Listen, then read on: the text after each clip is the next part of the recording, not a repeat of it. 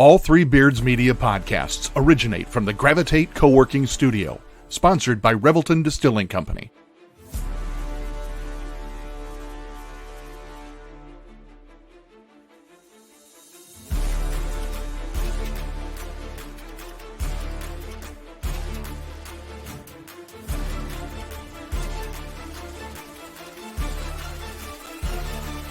Drop it.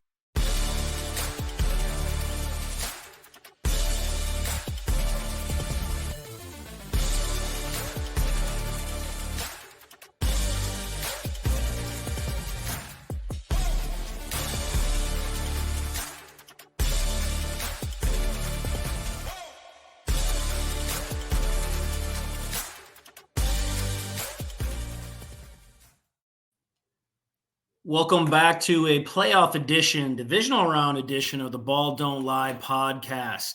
As always, thank you to our sponsors with Gravitate Co-working Studio and Revelton Distilling Company. I'm Ted Hawley here as always, and I have one of our fearless leaders from Three Beards Media, Chris Shipley, joining me today. Chris, thanks for stepping in as Justin was having a little bit of technical issues. I think he's at a card convention or something, so I don't think his signal was very good. But thanks for joining me today, bud. Yeah, no problem. No problem. I'm sure Justin's probably got a lot better weather than we do sitting here. I'm sure it's definitely that. I should have a good many sticks with him.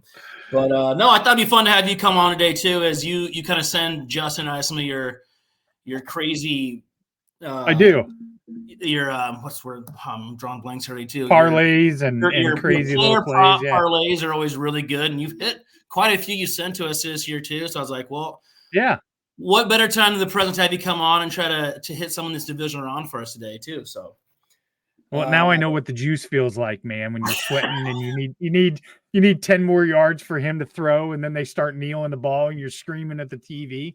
The sweat is so real, and those, especially the player props too. They get it seems like it comes down. You hit it by a half yard or yard. Vegas is crazy on all the stuff they do. It's wild how good some of those guys are that do that. Yeah. Just to recap a little bit from last week, it was kind of the tale of two people for us last week. Justin unfortunately went 0-3. My word to kind of live by in the opening round, wild card round, is I usually play a lot of the dogs. The dogs went 4-2 last week. I think 3-1 outright. And Smool did have two of the three dogs as his three plays, and unfortunately, those were the two dogs that lost. He had the Eagles, Miami, and Pittsburgh last week. He went 0-3. I went 4-1 last week. I had Houston. Miami was my only miss, and I had Green Bay, the over in the Dallas game, and the Rams +3. So hopefully I can stay hot there and get Smool back online here too. But the playoffs are off. The quarterback groups on the two sides are crazy. You got all the big name studs in the AFC with Stroud, this new rookie coming in, Mahomes, Allen, Lamar Jackson's probably going to win the MVP, and then you flip it to the other side and you got the exact opposite. You got Purdy, Baker Mayfield, Jared Goff, who both were castaways from their teams, and then all of a sudden maybe the best quarterback in the league the second half of the year. And oh my gosh, Mr. Love, which I know you don't like to admit at all, but he's been playing some really good football, and that offense is humming right now. You want to talk about some luck? Green Bay falling ass backwards into 3 Hall of Fame quarterbacks at this point. It's all I can stomach, Teddy. It is just looking. It really is looking like you got another decade plus of this stuff too. Nobody does that 3 times in a row, and no. This guy has got big-time arm talent. It is crazy. And he's actually kind of running LaFleur's offense, which Rodgers did not do. He checked in a lot of stuff, and they look fantastic. But their defense is suspect, so I fully expect a shootout in that game. So why don't we just kind of jump right into it with our games this weekend and kind of go through it. I'll go through the lines here quick before we get into the actual games. The Texans are at the Ravens. The Saturday games are Texans at the Ravens, and they're -9.5-point favorites. The Ravens are. The over-under is 43.5. That's the afternoon game on Saturday. The Saturday night game is Packers at 49ers. Niners are also 9.5-point favorites. The over-under is 50.5 there as well. And then it's a Sunday. The early kick is Tampa Bay at the Lions. Lions -6. The over-under is at 50. And the night game is Kansas City at the Bills, -2.5. The over-under at 45.5. I'll kind of just start on that first game there. I don't have a really good feel on it. As far as the line goes, that's a lot of points. Man, the Texans looked good last week. It was time for Flacco's to run out a little bit. That's kind of why I played the Texans last week. There was just, look, I've seen Flacco's deal. He still had 8 turnovers in the 5 games that he'd played. The writing was kind of on the wall for him just to kind of have that kind of game. And they did. The Texans looked great, and it was a blowout. I do expect the Ravens to win this game, but 9.5 is a lot. So I'm going to stay completely away from this game, but on the line part of it also, I don't know if you like this game at all. Smule stayed away from it as well. I didn't play this game, but I think CJ Stroud's fairy tale run is over. I think he's going on the road, hostile environment. Baltimore plays tough there.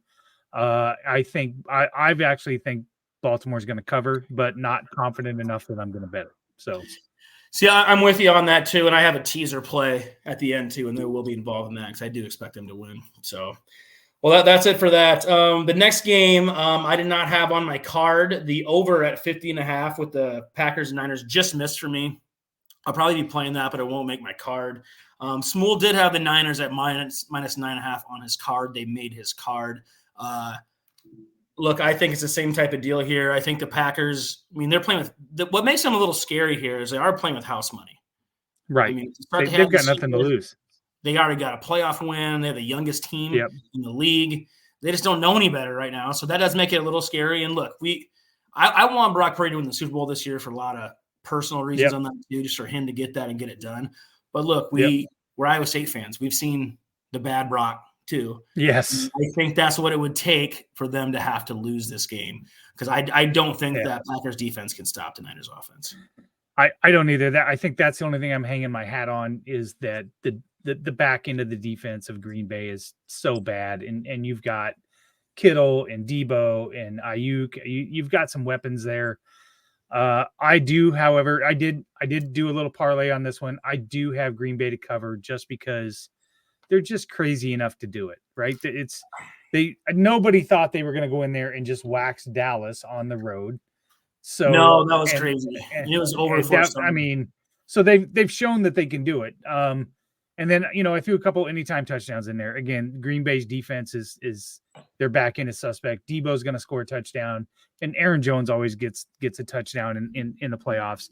So that's kind of what I took was Green Bay to cover, but a couple of anytime touchdowns, which gave me pretty good odds.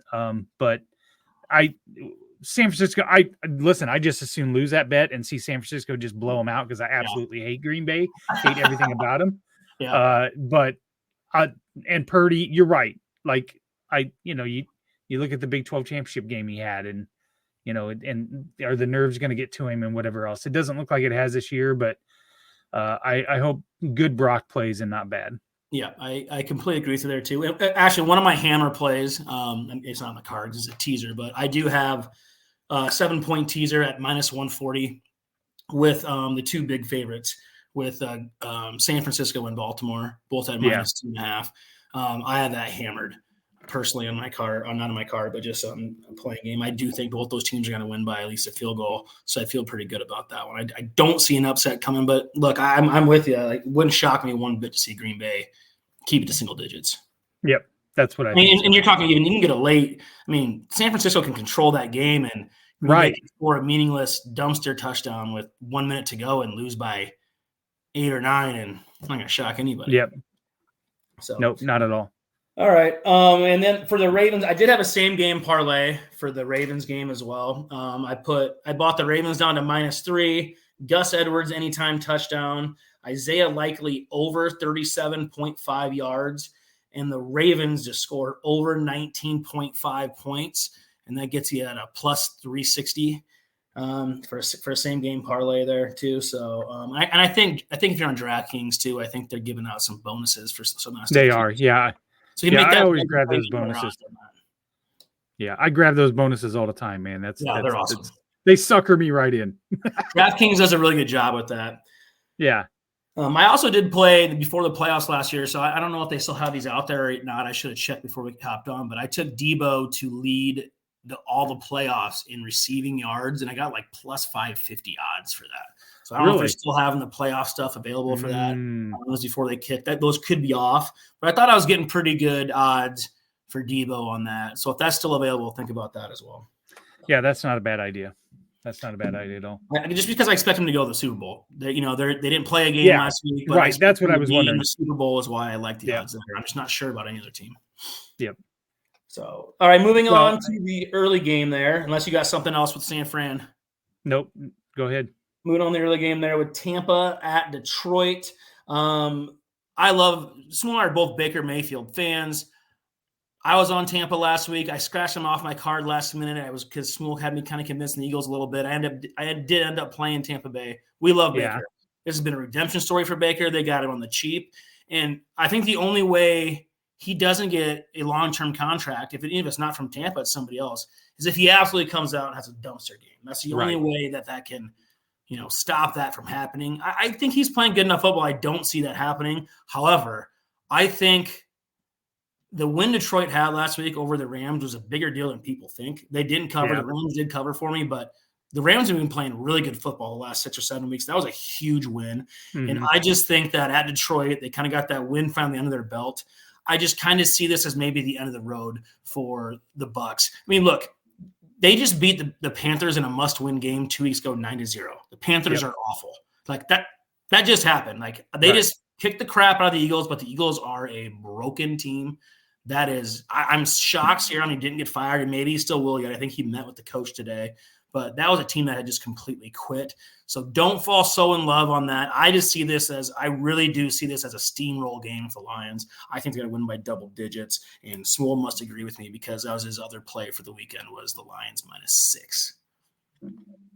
Well, they're on my card too, and I totally agree. The same thing with you. There's two teams I think that are feeding off their city's vibe. Buffalo, obviously, because Buffalo loves them, but Detroit and the entire city of Detroit is on board with them.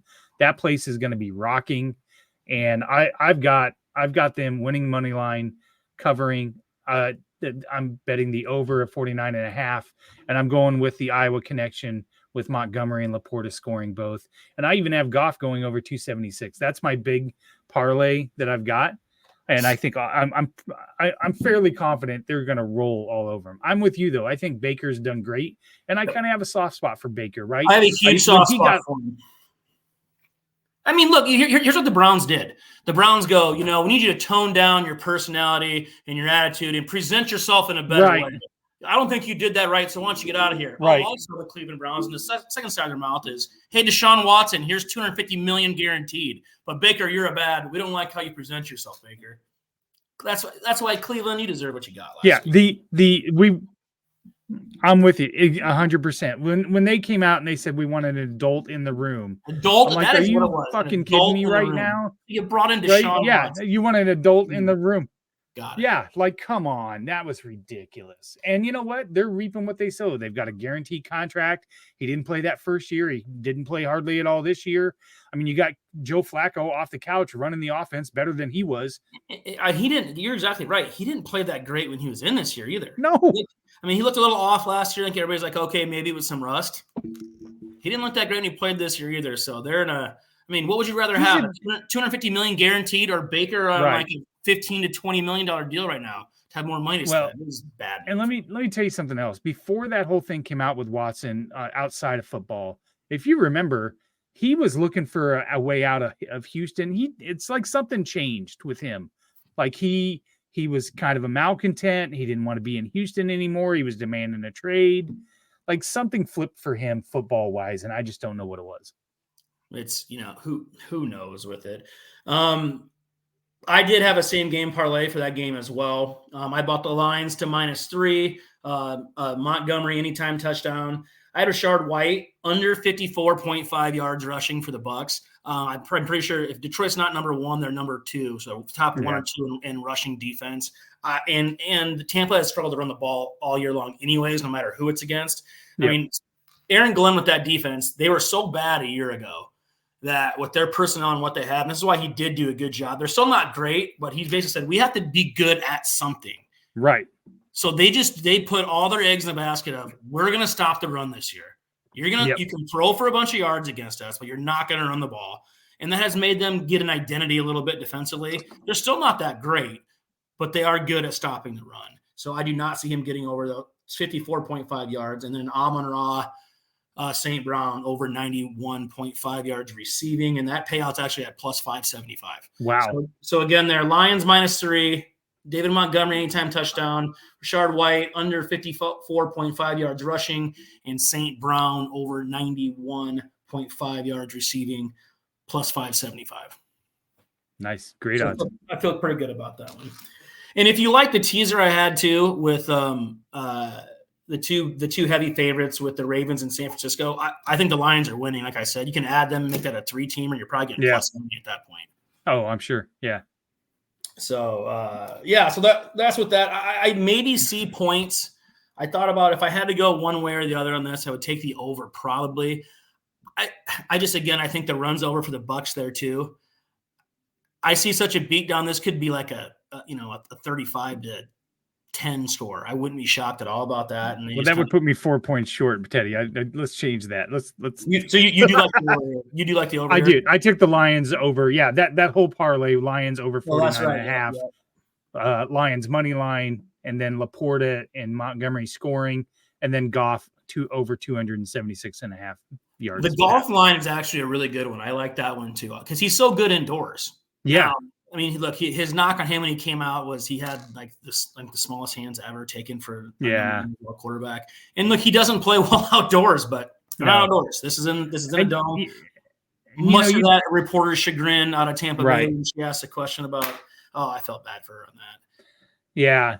Yeah, that was not cool. You got to guess that was a local TV station that sent a reporter in there. It wasn't their normal job. And some research was like, it was just a train coming very slowly. Like you could see it. I'm like, don't ask it. And Bowles was totally cool. I mean, he could have really ripped her and he didn't. And he did a good job. Can you imagine if that got asked to like Belichick or oh my God, Sirianni, somebody like that? They had to lay it into her. Bowles is a super nice guy. Right. Yeah. Well, and speaking of Goff, same thing with him and Baker. Like he kind of got shuttled out of LA and, cast off. Nobody wanted him, whatever.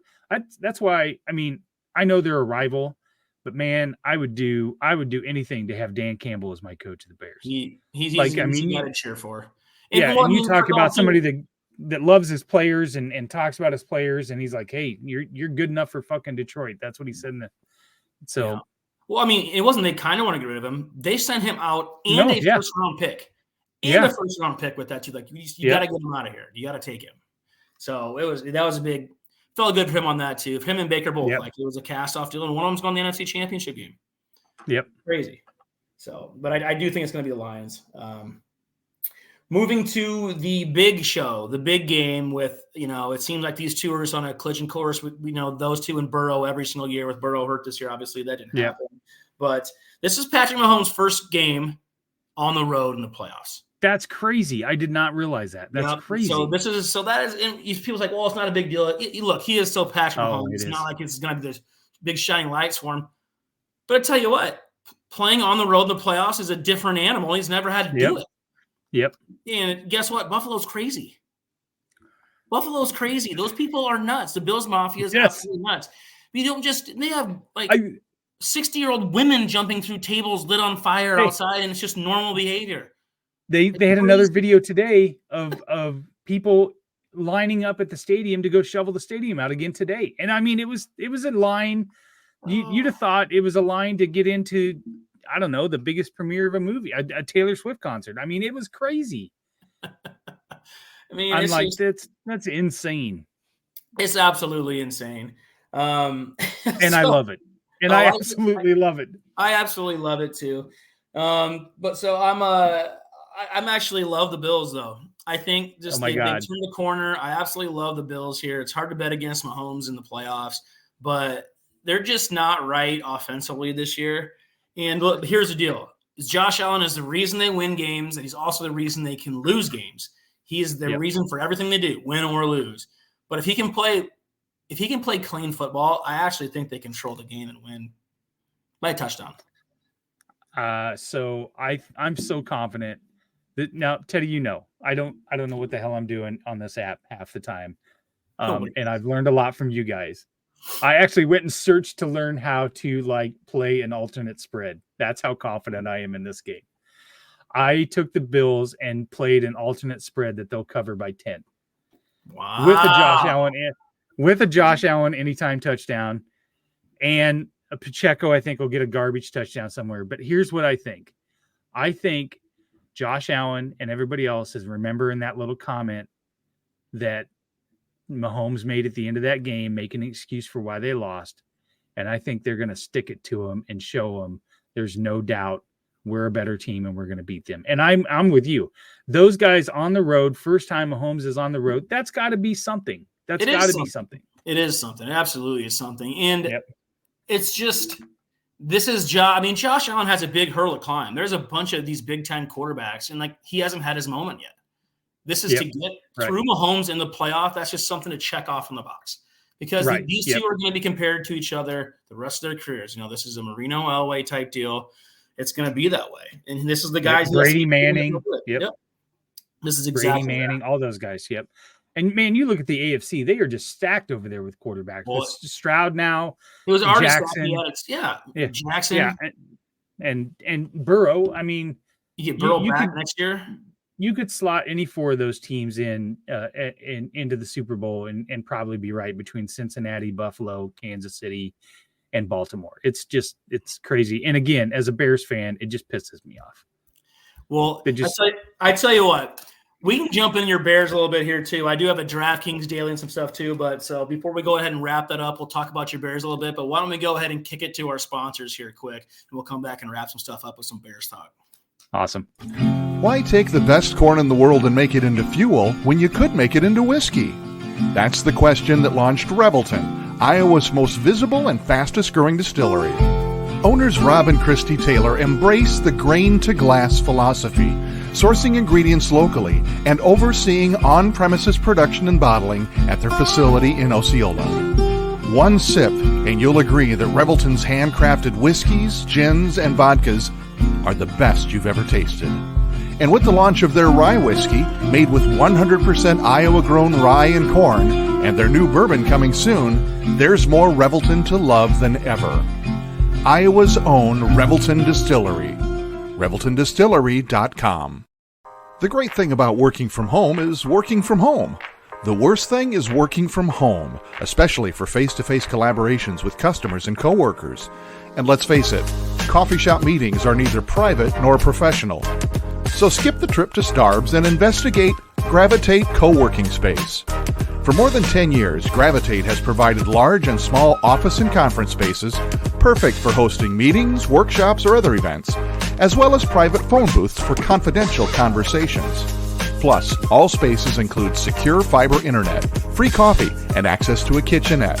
All you need is your laptop. Gravitate does the rest. And renting space at Gravitate is surprisingly affordable. An hour of office space costs about the same as venti caramel macchiatos and breakfast sandwiches for two. Daily and monthly rates are also available with no long-term commitment. Learn more at gravitatecoworking.com. That's gravitatecoworking.com. Welcome back again to the Ball Don't Lie podcast, a divisional round special. Playoffs are here. We are in the middle of it. Thanks again to Chris Shipley for joining me today because Justin Smool is out. While we're away there too, we will get to your Bears, I promise. I looked to see what I made this bet last week too. I went to check it again. I looked at some futures just for this year to win the Super Bowl yet.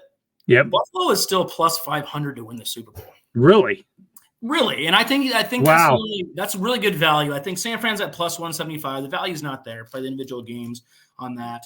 But what I like even better than that with some odds is an exact result of San Francisco over the Bills is plus 800. So I actually really like both of those plays to get just some value. Throw some pizza money, whatever out there. Those are two really good odds I like. Just checking the break.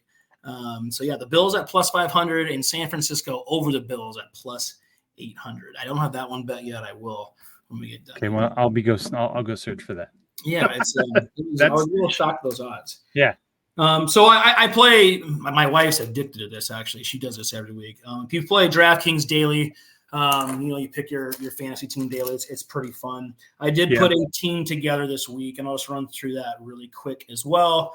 I went with Brock Purdy at the quarterback, David Montgomery at running back, Isaiah Pacheco at running back. Then I went with Debo at wide receiver, and I went with Shakir from Buffalo. You get pretty good value with him, especially with Gabe Davis is not going to play again. He had a really big week last week, and Josh Allen has mentioned all year he kind of likes him anyway, but he's super cheap at only $3,800. So I took Shakir at wide receiver. Then I went with the Wicks kid from Green Bay at receiver. And then I went with Isaiah Likely at tight end. I love him, especially when Andrews isn't playing. It looks like he's in practice. I'm not sure if he got cleared to play this week or not. I think I saw they're not clearing him, and not clearing him. Then I love Likely then this week at tight end. Then I went with Nico Collins at my flex, and I went with the Bills defense, and that spent all my money I could evenly there. So again, Purdy, David Montgomery, Isaiah Pacheco, Debo, Shakir, Wicks, Likely, Nico Collins, and the Bills defense. So the good part about being a Bears fan is you guys have done some pretty good work here in the last 2 years. We have. No one was thinking about taking Stroud 1 last year. Now, if you just would have taken Stroud number 1, you may have been over it and done whatever. But I think Fields came back this year and did enough to still garner enough interest that maybe you can't get a 1 this year, not an early one, but maybe you can get a future one for him, and for sure a 2 and a 3 in this year's draft. I think you get like a 3 in this year's draft and maybe even a future 1 from like Atlanta. I don't think you can get the 8th pick from them, but they're in a spot too to where I saw they're interviewing with Cliff Kingsbury. I don't hate him as a coordinator, and he has such good ties with USC and Caleb's dad apparently really likes him. Yeah, as he has said in the past, he wasn't going to go to Chicago, but if that's a thing there too. What do you want to see happen? Well, so now that the season's over and the honeymoon, I shouldn't use that term. I rooted for Fields all year. You just love the kid. Mm-hmm. I wanted him to succeed. And at the end of the season, I was 100% on board with keeping Fields. But then I've just kind of listened to some of the outside noise, right? And I don't know that I'm super excited about Caleb Williams. He makes me nervous. He seems that I don't know a thing about Drake May. So Drake May's that I love. All I know is he's a North Carolina quarterback, and the last one we took wasn't super great. So, but speaking of that, I watched something today. I watched a podcast today, and Spice Adams, who used to play for the Bears, read off the stats. Trubisky in his time, same amount of time that he's been there as Fields, had a better record, better passing yards, and went to the playoffs twice. And I hated Trubisky. Now, why do I love Fields? Like, that kind of opened my eyes up a little bit. And you know what? Poles has drafted good. It's hard to argue.